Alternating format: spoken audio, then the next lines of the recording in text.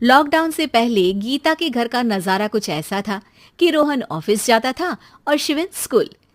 जिनके घर से जाने के बाद गीता काम खत्म करके बाकी समय आराम करती थी।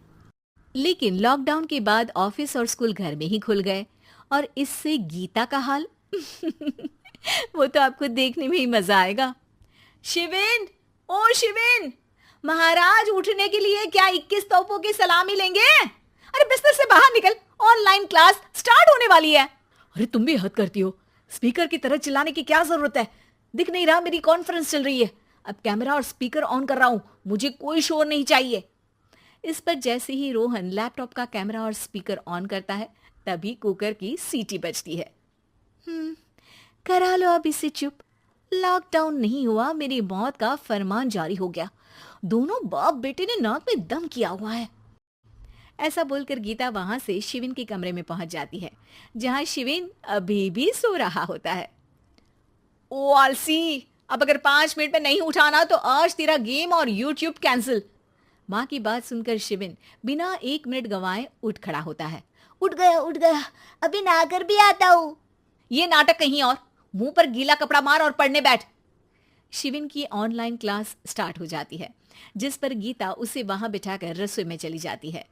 थोड़ी देर में उसे कमरे से कुछ आवाज सुनाई देती है, जिसे सुनकर वो कमरे में वापस आती है। हाय राम, तुझे क्लास अटेंड करने के लिए बोला था, कैमरा ऑफ करके बिस्तर पर नाचने के लिए नहीं बोला था। मम्मी मुझे कुछ समझ नहीं आ रहा, आप बाद में पढ़ा देना ना। वैसे भी अटेंडेंस तो लगी गई है। हाँ हाँ बेटा, जरूर बन जा। तू अभी से हम सबका बाप बन जा। अरे नहीं मतलब कहाँ से लाते हो इतना दिमाग, और पढ़ाई करते हुए ये चला कहाँ जाता है? नाइस क्वेश्चन, दिमाग से पूछकर बता दूंगा। शिविन की बातों से परेशान होकर गीता उसे मारने के लिए जैसे ही आगे बढ़ती है तभी वो कमरे से बाहर भाग जाता है। अब शिविन आगे आगे और गीता हाथ में चप्पल पकड़े उसके पीछे पीछे पूरे घर में दोनों घूम रहे होते हैं।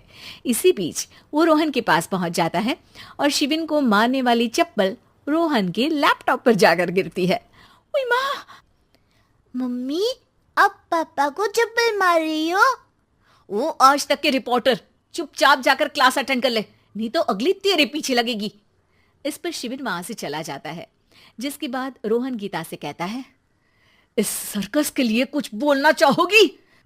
अरे क्या करूं, जब से तुम दोनों घर में रहने लगे हो, घर अपने आप ही सर्कस बन गया है और मैं तुम्हारी नौकर। कभी बेटी को संभालो तो कभी बाप के नखरे उठाओ।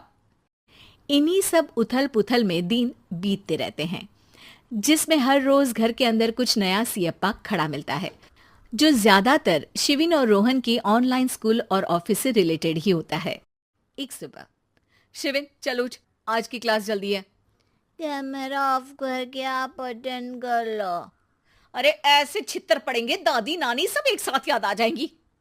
गीता की लाख मशक्कतों के बाद क्लास तो खत्म हो जाती है, लेकिन उसके बाद शिविन फोन इस्तेमाल करते हुए इंस्टाग्राम रील बनाने लगता है। रसोड़े में कौन था? तुम थी, मैं थी, कौन था? कौन था? हाँ, मैं गरीब हूँ। अरे ओ गरीब के बेटे, आजा, मैं बनाती हूँ तुझे गरीब। मैं बताती हूँ रसोड़ी में कौन था। पढ़ाई करने बोलो तो इनकी माँ मर जाती है, और ये पागलपंतियां जितनी मर्जी करा लो। गीता शिविन को डांट रही होती है, तभी रोहन बीच में बोल पड़ता है। अरे बच्चा ही तो है, इतना गुस्सा क्यों कर रही हो? बेटे का साथ देने की इसी एक कोशिश में अब शिविन के साथ साथ रोहन भी गीता के गुस्से की सूली पर चढ़ जाता है। अगर बेटे पर इतना ही प्यार आ रहा है तो इसे क्लास अटेंड क्यों नहीं कराते, इसका होमवर्क क्यों नहीं कराते? उस समय तो बहुत जल्दी मीटिंग आ जाती है, वो काम मैं करूं और यहाँ इस बेफिजुली की चीज में तरफदारी करके बन जाओ महान। हे भगवान, कोई तो इनके ऑफिस और स्कूल खुलवाओ, मैं इन्हें और घर में नहीं सह सकती। अरे कुछ और मांग लेती, क्योंकि तुम्हारी ये विश इस साल तो पूरी होने से रही, कोरोना। हाय नास बेटे ने जिंदगी ही बर्बाद कर दी। खाए कोई पचाए कोई, कल मुझे चुन चुन कर सबको मेरी बद्दुआ लगेगी। उन्होंने दुनिया का और इन बाप बेटे दोनों ने मेरा जीना मुश्किल कर दिया। गीता वहां से चली जाती है, जिसके बाद रोहन शिविन से कहता है, अरे तुम्हारी मम्मी इतनी भड़की हुई क्यों है? आपकी वजह से पूरा समय घर में रहते हो और उस पर कोई काम कराने की जगह बस ऑर्डर देते रहते हो। अच्छा बेटे, सारा इल्जाम मुझ पर? पूरा दिन तो वो तुम पर ही चिल्लाती है।